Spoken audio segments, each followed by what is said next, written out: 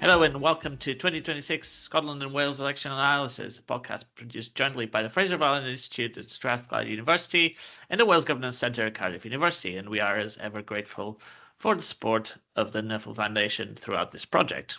I'm João Sousa and I'm Deputy Director of the FAI, and I'm today joined again by my colleagues at the Wales Governance Centre, Guto, Ifan and Ed Poole. Hi both. Good morning. Now, in this particular episode, we're going to be talking about the higher education landscape in Wales, the funding situation, and any proposals that parties have already laid out in their manifestos. Now, we know that the higher education system is in a bit of a crisis throughout the whole of the UK, and we should declare an interest as well that we're all employed by universities. But, you know, we really do see a situation where fee income from international students in particular has dropped quite significantly. Costs of running universities have increased over time, and the tuition fees from home students have not really kept up, particularly on undergraduate students, have not really kept up with inflation. For many years, they were stuck at the same level. So that's all kind of come together to create a situation where there's a lot of pressure on the cost base, but there's also a reduction in growth and sometimes a fall in demand for the courses that bring in the most revenue for universities. But I guess to start off with, it'd probably be good to hear from you guys about the overall landscape in Wales. Crucially, you know, whether this is replicated in particular in Wales, and to what extent, and how that might differ relative to other parts of the UK. This is one, as you mentioned, João, where there's challenge. Well, challenge is a euphemistic way of saying crisis all across the UK in the funding model for HE, and we've seen this recently in the repayment of student loans, the Plan 2 payment plan. We've seen it in the significant university cuts that have been felt all across the UK. So we've got kind of one level, there's a UK-wide crisis, and that is also replicated in additional issues that compound the crisis in Wales as well, because as we know, higher education is devolved, but it's also very linked into reserved functions, particularly on visas and immigration, which is absolutely key in foreign student enrollment. So, you know, obviously, you know, the HE is absolutely fundamental, not just for education, training, skills, but it's actually a key actor in the local economy as well, and particularly where you've got smaller cities in Wales like Wrexham, like Bangor, like Swansea and Newport. These are anchor institutions to those cities, absolutely key in maintaining workforce and well-paid, well-skilled jobs. And obviously, the universities themselves are important in minimizing socioeconomic barriers through education, right? I think that's something that's really underappreciated often about universities, is that of course they have a role to play in terms of educating the workforce and pushing the boundaries of knowledge, but they are really important local employers. They can be the largest employer in smaller cities and towns, and if their financial health is not good, then that can have a knock-on effect on the whole of a town and kind of rip it apart. And they're also like very, you know, there's lots of kind of footfall as well that sustains all these businesses around where universities are located. Absolutely. And, you know, just to give you an idea of the numbers, this is not just scaremongering.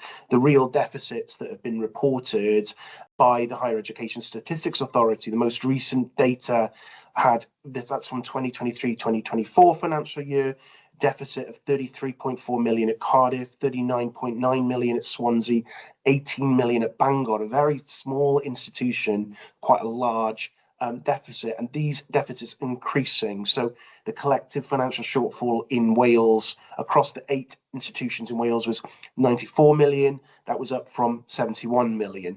So it's not a blip.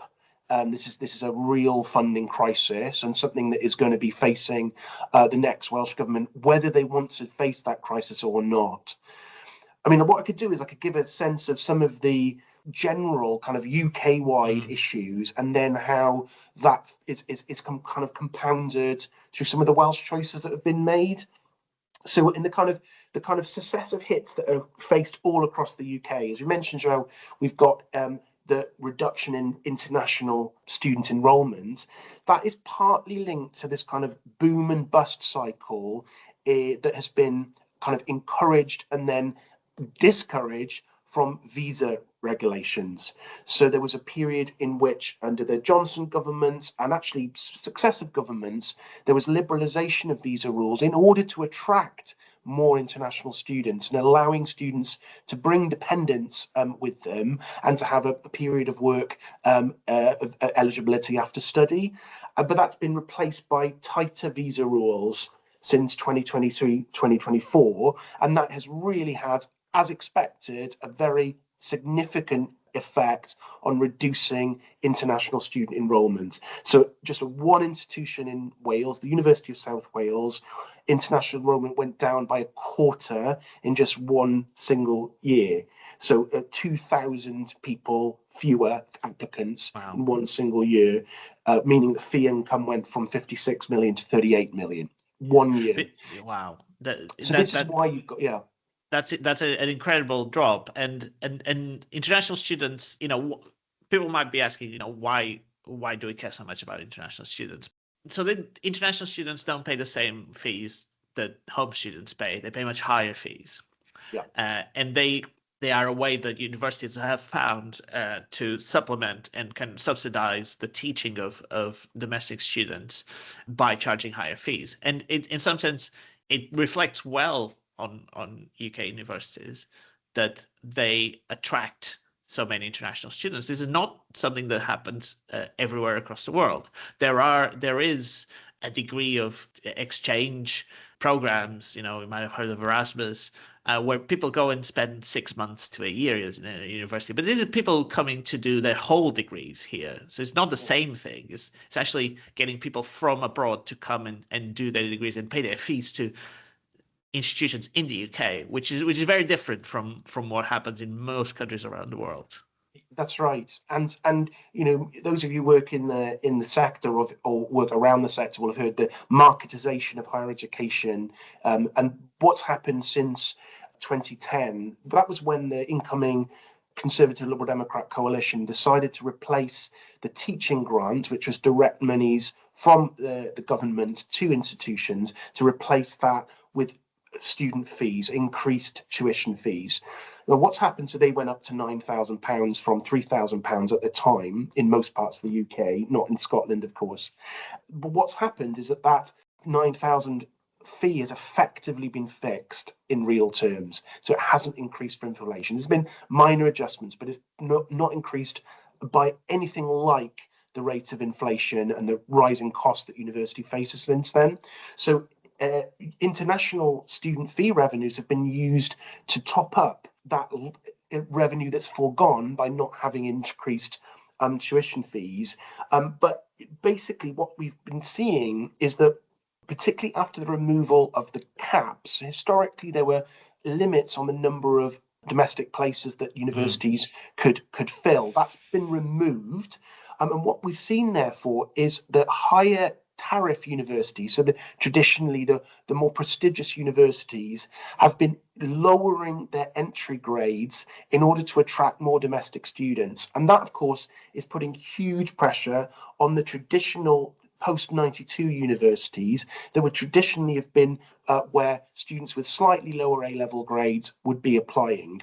So we've seen this kind of internal cannibalization where more prestigious research-intensive universities are actually kind of fishing in the same pool for domestic students that historically would have gone more likely to post-92 universities. And of course, in Wales, there's quite a lot of post-92 universities. There's only one Russell Group university, so that focuses more centrally on what's going on in Wales. And just to talk about some of that, right, and we come to the differences between Wales and the rest of the UK, and how the funding is split. But one of the things that we have seen as well is that that kind of lowering of those grade requirements has also now started to happen at postgraduate level, which is a big revenue earner for universities because fees are uncapped, and therefore universities can charge more, and they do charge more, and some charge a lot more.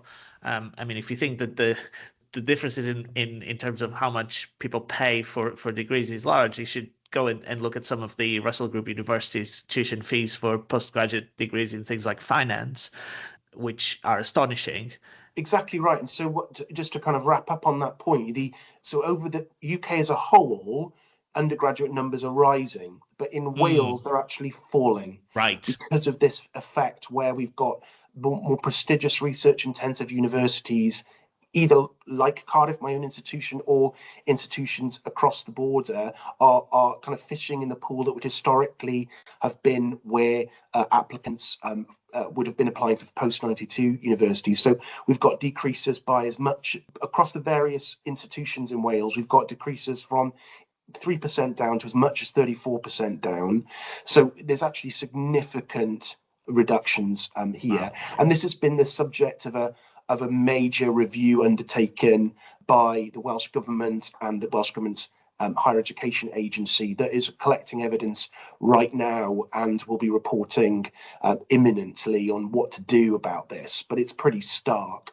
Yeah. So that's the kind of UK-wide issues, but there's also an additional issue, which is the way that student fees and loans, student fees and support are funded in Wales, and that's very different from elsewhere in the UK, England, Scotland, and Northern Ireland.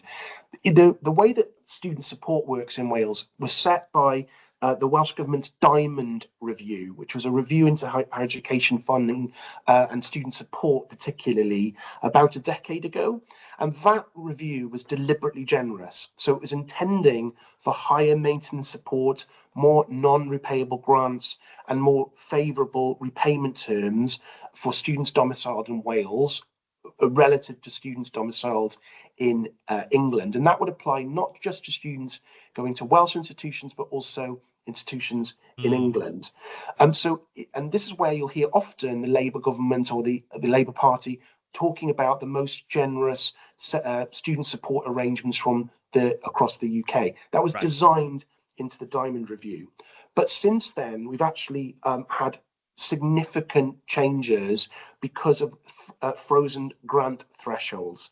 So in other words, fewer students than initially intended are now qualifying for the most generous support as household incomes are rising with inflation, but those grant thresholds have been frozen. Right. So since 2020 to the current date now, 2024-25, that means that the ratio of grants to loans, so in other words, how much you're getting as a student in non-repayable grants and how much you're going to have to repay in loans, has changed dramatically.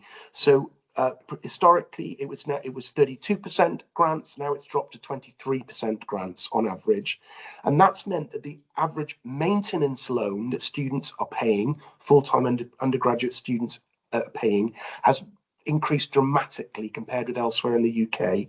That's grown by 59%, from 5,000 approximately to just more than 8,000. So a very significant increase in just 5 years. So despite the best intentions of this review, the Diamond Review, which was supposed to be a grant-heavy system, we've actually got a loan-heavy system. And actually, incredibly, the average annual loans for Welsh students now exceed the average for students from England, even despite the intentions that this system would be grant-heavy. Wow. So that is an example, I think, of a policy that was designed in one way that hasn't quite panned out. I guess we've talked about how much it costs to students, but there's also how much it costs to the exchequer as well, right? Yeah, to the government. How does that compare in Wales with the rest of the UK? Well, unfortunately, as you might expect, not well. So we've got, as the Diamond Review was specifically about given the balance of funding, so the Welsh Government spends more than £1 billion a year. It's about £1.1 billion it spent in 2025-26. It's about 5% of its total budget. This is not rounding error in terms of the Welsh Government budget. And the student loan outlay, of course, all across the UK, massively risen. In Wales, it's risen from 819 5 years ago million to 1 billion in 2025. So we've got these kind of ratcheting up expenses, but the Diamond Review was specifically designed to prioritize support for students as opposed to support for institutions. So it means that the net income per student that universities in Wales receive is much lower than it would be across the rest of the UK, because the amount of money that is being spent in terms of the teaching grant is lower than it would have been under the previous system. Yeah, so I think it's really interesting to hear a lot of this, and we're going to have a discussion in the near future about the system in Scotland as well, because there's some pressures here that I think my reflection is that the system appears to be a Swiss cheese.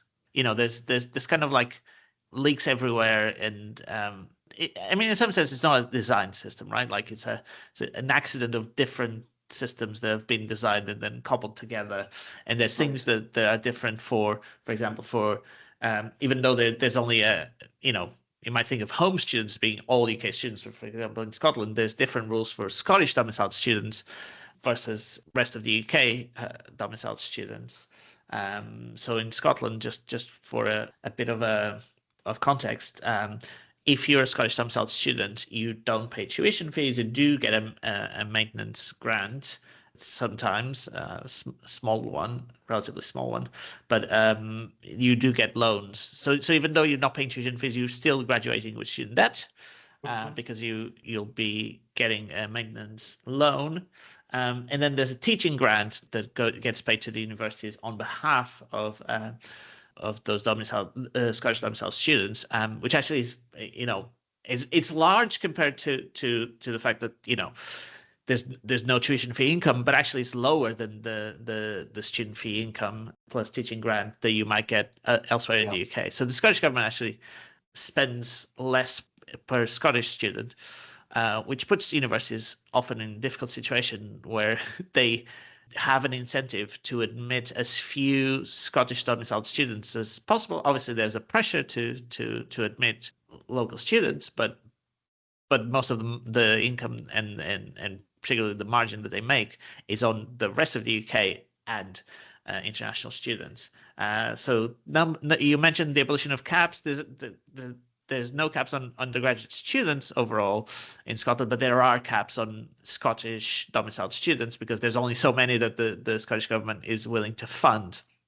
There's a real trade-off here, I think, in terms of accessibility to different institutions, how much it's going to cost, and how that kind of interacts. And you end up potentially in a situation here where we're rationing access to higher education in Scotland, and there is no alternative. So there's not, like, you might think that in a functioning market, you might have a certain number of places that you might be able to access if you qualify for the Scottish domiciled rate, but you're not allowed to then, if you're Scottish domiciled, to pay rest of UK rates. You just have to go elsewhere if you want to access higher education. So there's also this sorts of incentives that operate at the margin that are quite weird and often have unintended consequences. But I think it'd be good to hear from you guys as well. What, if anything, parties have been saying about this, because I guess this could be quite an expensive change if there were to be any changes, and if there were to be government support for some of these deficits, and to putting institutions back on track financially more generally. But have they actually come out and said what they want to do to solve the problem? Yeah, going through the manifestos that have been published so far, as we previously mentioned, we've had 5 manifestos come out as a time of recording. It's actually quite vague in terms of what the parties are proposing. Perhaps, as you said, that's because of this might lead to sort of unintended consequences, and it could be expensive for the Welsh government to sort of put the sector on a more sustainable footing. There is, so if you look at the incumbent, the Welsh Labour Party manifesto, they talk about protecting the long-term futures of colleges and universities, launching a recruitment campaign to promote studying at Welsh universities, again acknowledging that the problems of student recruitment, but not much else in that manifesto in comparison with the scale of the crisis that the sector faces. The Reform Manifesto does talk about putting Welsh higher education on a more sustainable footing. Interestingly, they do point out that universities in Wales shouldn't be structurally disadvantaged compared to universities in England. So maybe recognising that the fee, that the amount of income that Welsh universities get per student is actually lower compared to universities across the border. The Plaid Cymru manifesto promises an independent, comprehensive sector-wide review of higher education and how it's funded, trying to build a cross-party consensus and a sustainable way forward. Again, that word sustainability. There is an interesting angle in the Plaid manifesto. They talk about the encouraging more students to stay in Wales, so that income in the system or spending in the system doesn't follow the student out of Wales. So perhaps that review might suggest differential fees perhaps for students studying in Wales compared to Welsh students, domiciled students deciding to move to English universities, and to try and address that issue of the income that Welsh universities receive and the flow of grants and funding across the border that sort of follows the student. That's a really interesting point about the because I think that's quite unique, certainly different to what happens here. And I guess you might say that the UK government income follows students who are based in England, but at the there's no differential kind of rate anywhere. So that particular point is quite unique, and you can see why that might be attractive to people in receipt of that. And there's a point of contribution there that makes sense. You're domiciled in Wales. The Welsh government essentially is investing in your education, but it's different to what happens elsewhere, and it's interesting that they might think that could be up for debate. And I think there's a sort of an economic development argument, a sort of nation building argument that you might want to protect and strengthen the Welsh university so that more students stay in Wales. I think there is, it does become a political hot potato when you start proposing, and you've seen attacks from the Welsh Labour Party on Plaid Cymru's policies or potential policy of trying to keep Welsh students in Wales. But I think there is a sort of an economic argument to be made around, first of all, boosting participation in higher education and ensuring that they stay in Wales. Because if they study in Wales, they're more likely to sort of graduate and then stay in Wales thereafter, whereas it's perhaps more difficult to attract students back once they have left for universities. Yeah, absolutely. Because across the UK, what you see in terms of student movement is that there's a big movement from university graduates from wherever they graduated to London, but there's also quite a lot that stay where they do graduate, and I think there's a real argument for like place-based interventions of that kind that I think people are getting more attuned to as kind of location becomes more of something that kind of all the policies from the Johnson government to the kind of the industrial strategy that the current Starmer government has is kind of based around place-based interventions, and that certainly seems like one that could have a big impact. And particularly as we kind of the full circle to the start of this pod episode, where we talked about the types of places that we're talking about here, the Wrexhams, Bangor, Aberystwyth, Newport. I mean, these are absolutely core institutions to the economy and the livability of these cities. And so, to have to be able to retain students in that area, well, it's just transformative in terms of, the lifestyle, the viability and economic buoyancy of urban Wales. Yeah, and it's often the high quality, high paid jobs, and certainly even more so relative to areas that might have higher levels of deprivation, which can serve as a boost. And I think that's something that if you look across to the United States, and obviously there's a lot of things that the United States doesn't get right, but you see lots of small town institutions that have universities as anchors of the local economy, in a way that they also see across smaller cities and towns in the UK, but perhaps not always to the same extent. Obviously, the London pull factor does exert itself, and it's much easier to move to London than it is to move across thousands of miles in the US. But it's something that is important to think about in terms of place-based development. So that's all we have time for today. Thank you very much, Ed and Guto, for joining me to talk about this topic. We'll be back soon with another episode of this series. Do follow our websites for more analysis, particularly as the manifestos continue to come out.